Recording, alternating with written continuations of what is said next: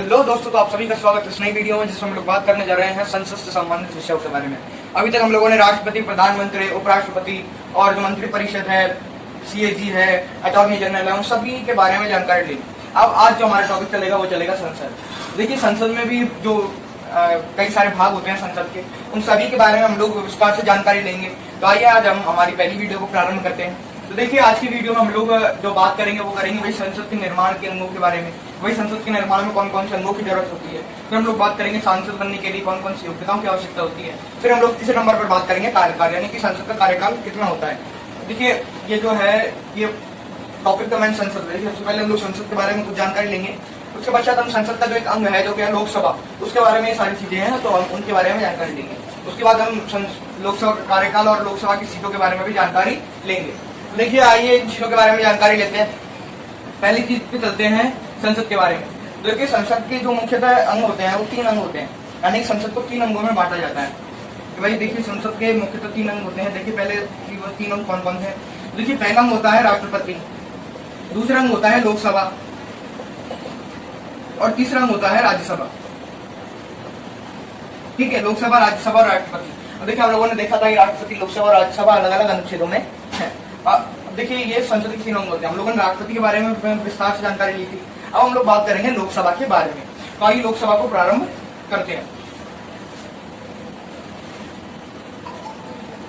तो देखिए, लोकसभा के बारे में अगर बात की जाए तो लोकसभा जो है वो संसद के आर्टिकल 81 में, किसमें है, संसद के आर्टिकल 81 में। तो आइए देखते हैं संसद लोकसभा के बारे में जानकारी लेते हैं।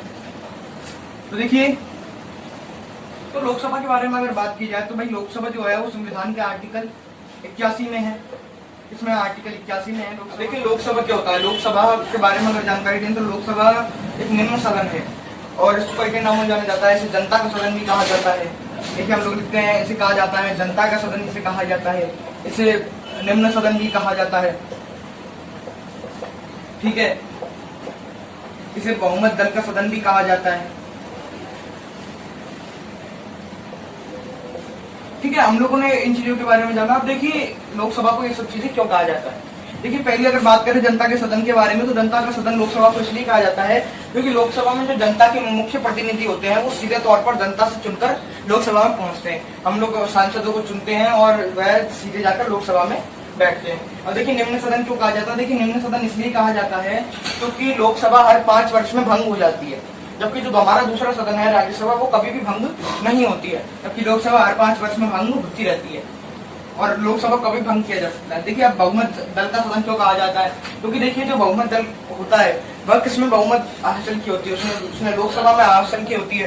तो इसमें किसका प्रभुत्व होता है, लोकसभा में। लोकसभा में होता है बहुमत दल का प्रभुत्व। हम लोगों ने देखा इन चीजों के बारे में। अब हम लोग बात करते हैं आगे की चीजों के बारे में, जो की है भाई निर्माण के अंग हम लोगों ने देख लिया किस प्रकार से संसद का निर्माण होता है। अब हम लोग देखेंगे सांसद बनने के लिए कौन कौन सी योग्यताओं की आवश्यकता होती है। तो आइए देखते हैं।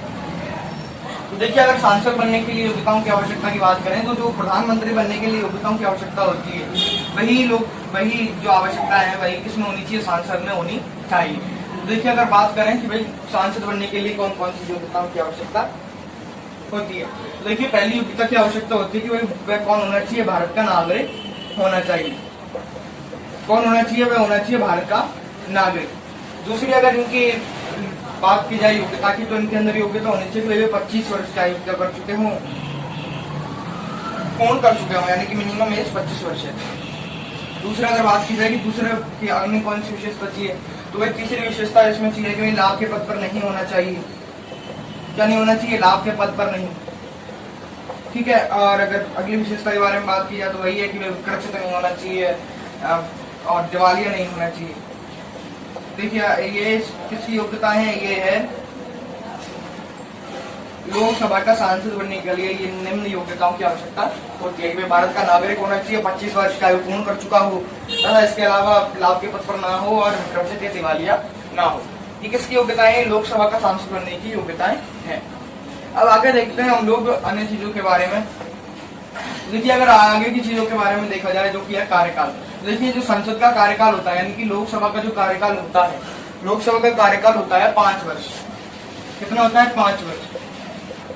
लोकसभा का कार्यकाल 5 वर्ष होता है तथा इसे समय से पहले भंग किया जा सकता है प्रधानमंत्री की अनुशंसा पर। देखिए 5 वर्ष जो कार्यकाल है इसमें एक बीच में एक डिस्प्यूट हुआ था, यानी कि इंदिरा गांधी के समय जब इंदिरा गांधी ने आपातकाल लगाया था तो इंदिरा गांधी ने अध्यादेश की वजह से जो ये 5 वर्ष का कार्यकाल है इसे 6 वर्ष कर दिया था।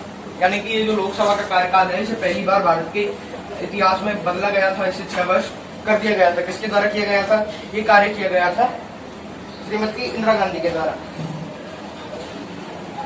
ये 1976 में किया गया था। हमको पता है उस समय आपातकाल लगा था 1976 में, जब 42 में संविधान संशोधन नहीं किया गया था और उसमें 6 वर्ष कर दिया गया था। और फिर से 1900 में इसे 45 वर्ष 45 संविधान संशोधन से पुनः 5 वर्ष कर दिया गया था। ठीक है, यानी वर्तमान में जो है वो 5 वर्ष कार्यकाल है। इसका संसद लोकसभा के सदस्यों का, ये कह सकते हैं लोकसभा का कार्यकाल 5 वर्ष है। इन चीजों के बारे में हम लोगों ने जानकारी ली। अब हम लोग जानकारी लेते हैं सीटों के बारे में। देखिए अगर हम लोग सीटों के बारे में बात करें तो देखिए लोकसभा में जो अधिकतम सीटें हैं वो कितनी हो सकती है? अधिकतम सीटें हो सकती हैं 552। अभी हम लोगों ने बताया कि 552 हो सकती हैं, लेकिन 552 कैसे हो सकती हैं, क्यों ये 552 का जो आंकड़ा है ये कहाँ से आया, हम लोगों को ये भी जानकारी होनी चाहिए। तो अगर हम लोग इसके बारे में बात करें तो जो 1971 की जो जनगणना थी, यानी कि ये सरकार द्वारा निश्चित किया जाता है कि भाई किस जनगणना के आधार पर ही संख्या होगी।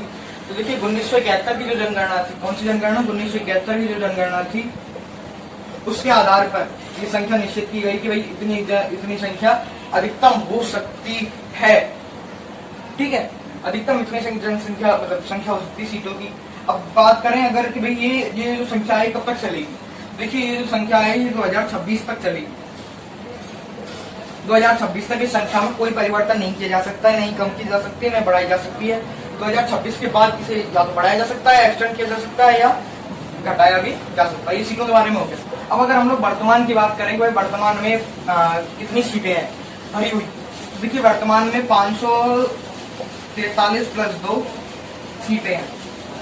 543 सीट जो है वो चुनकर आते हैं, यानी कि पहले ये चुनकर आते थे 543 सांसद, और ये जो 2 होते हैं ये आंग्ल भारतीय होते हैं जो कि राष्ट्रपति द्वारा लोकसभा में मनोनीत किए जाते हैं। ठीक है, यानी कि टोटल कितनी होगा ये हो गए 545, यानी कि वर्तमान में सीटें कितनी है? 545 सीटें हैं तथा 543 जो है वो चुनकर आते हैं और जो बचे हुए 2 हैं वो मनोनीत किए जाते हैं। ये बात हम लोगों ने देख ली थी। अब ये चीजें हो गई। अब हम लोग देखते हैं कि भाई राज्यों में, देखिए ऐसा तो है नहीं कि किस आधार पर, मतलब राज्यों में भी सीटों का बंटवारा है कि भाई राजस्थान से इतनी सीटें लोकसभा की, मध्य प्रदेश से इतनी है, उत्तर प्रदेश से इतनी है, महाराष्ट्र से इतनी है, गुजरात से इतनी है। तो आइए उन चीजों के बारे में भी जानकारी लेते हैं। देखिए इसमें जो सबसे ज्यादा सीटें हैं वो उत्तर प्रदेश से हैं, क्योंकि सीटें जो आवंटित की जाती हैं वो जनसंख्या के आधार पर की जाती है। और भारत में जो सर्वाधिक जनसंख्या वाला राज्य है वो कौन है? उत्तर प्रदेश। देखिए उत्तर प्रदेश में सबसे ज्यादा सीटें हैं।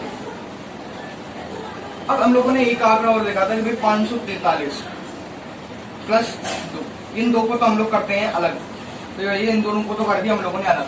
अगर हम इनकी 543 की बात करें तो इन 543 में से भी जो 13 हैं, ठीक है, ये 13 जो है केंद्र शासित प्रदेशों से आते हैं। कितने? 13 जो है केंद्र शासित प्रदेशों से आते हैं, जबकि जो बचे हुए 533 हैं ये किन से आते हैं? ये आते हैं राज्यों से। ये बात हम लोगों ने देखी। जो 533 सदस्य हैं वो 530 सदस्य जो है ये राज्यों से चुनकर आते हैं, जबकि बचे हुए जो 13 सदस्य हैं वो किससे आते हैं? केंद्र शासित प्रदेशों से। ठीक है, अब हम लोग देखते हैं कि जो राज्य हैं हमारे 28, उनमें किस प्रकार से इन सीटों का विभाजन किया गया है। तो आइए देखते हैं। तो देखिए हम लोग बात करने जा रहे हैं सीटों के बारे में। तो देखिए हम लोगों ने सीटों के बारे में देखा था कि भाई 545 सीटें हैं वर्तमान में। अब हम अगर राज्यों और केंद्र शासित प्रदेशों के हिसाब से अलग अलग करके देखें तो यूपी में जो है वो 80 सीटें हैं, महाराष्ट्र में 48 सीटें हैं, बंगाल में 42 सीटें हैं, बिहार में 40 सीटें हैं, तमिल में 39 सीटें हैं और राजस्थान में 25 सीटें हैं। ये क्या है? ये सीटों की संख्या है, लोकसभा सीटों की संख्या। अब हम अगर बात करें मूल संविधान में तो देखिए मूल संविधान की अगर हम लोग बात करें तो मूल संविधान में सीटों की जो संख्या थी वो 500 है। ठीक है, अगर हम लोग 7th CA यानी कि 7वां कॉन्स्टिट्यूशनल अमेंडमेंट यानी कि 7वां संविधान संशोधन के बारे में बात करें जो कि हुआ था 1976 में, देखिए ये 1976 में नहीं हुआ था। ये इसके अनुसार क्या किया गया था, इसमें जो सीटों की संख्या है उसे कर दिया गया था 520। कितनी कर दी गई थी, इसमें संख्या पढ़ दिया गया था 520। उसके बाद दोबारा संविधान संशोधन हुआ, 31वां संविधान संशोधन 1971, 31 कॉन्स्टिट्यूशनल अमेंडमेंट, 545 सीट उसमें कर दी गई। अब देखिए अगर हम लोग बात करें केंद्र शासित प्रदेशों की, तो केंद्र शासित प्रदेशों में दिल्ली में 60 सीटें हैं, पुदुचेरी में 1 सीटें हैं, अंडमान में 1 सीट है, दमन व दीव से 1 सीट है, दादर नगर हवेली से 1 सीट है, लक्षद्वीप से 1 सीट है, चंडीगढ़ से भी 1 सीट है। तो देखिए जो हमारे लोकसभा की सीटें हैं उनमें क्या है कि आरक्षण निश्चित किया गया है। अब देखिए आरक्षण SC और ST कैटेगरी को दिया गया है। देखिए अगर हम लोग बात करें हमारी सीटें हैं कितनी, 545। तो आइए देखते हैं विस्तृत रूप से। तो देखिए हमारी जो सीटें हैं टोटल सीटें कितनी है, 545 सीटें हैं वर्तमान में। अब देखिए ये हम लोगों के आर्टिकल 330 में कहा गया, किसमें कहा गया, आर्टिकल 330 में भाई SC को इतने % मिलेगा और ST को इतने % मिलेगा। सीट नहीं लिखी गई है वहां, और लिखा गया परसेंटेज, कितने % आपको आरक्षण दिया जाएगा। तो SC को जो आरक्षण दिया जाएगा वो दिया जाएगा 15%, और जो ST का आरक्षण है वो है 7.5%। कितना, 7.5%। तो देखिए अगर हम लोग बात करें 15% अगर 545 का निकालते हैं तो वो निकलता है 84, यानी कि 84 सीटें आरक्षित हैं किसके लिए, SC कैटेगरी के लिए। और अगर हम लोग ST कैटेगरी की बात करें जिनको 7.5% आरक्षण है तो उनके लिए 47 सीटें, कितनी, 47 सीटें रिजर्व की गई है। देखिए हम लोगों ने रिजर्वेशन के बारे में देख लिया। अब आज इसी के साथ जो है हमारा ये लोकसभा का एक पहला वीडियो समाप्त करते हैं। अगर आप लोगों को वीडियो पसंद आया हो तो वीडियो को लाइक शेयर जरूर करें, वीडियो को कमेंट जरूर करें, और हमारे चैनल को सब्सक्राइब करना ना भूलें। वीडियो को अंत तक देखने के लिए धन्यवाद।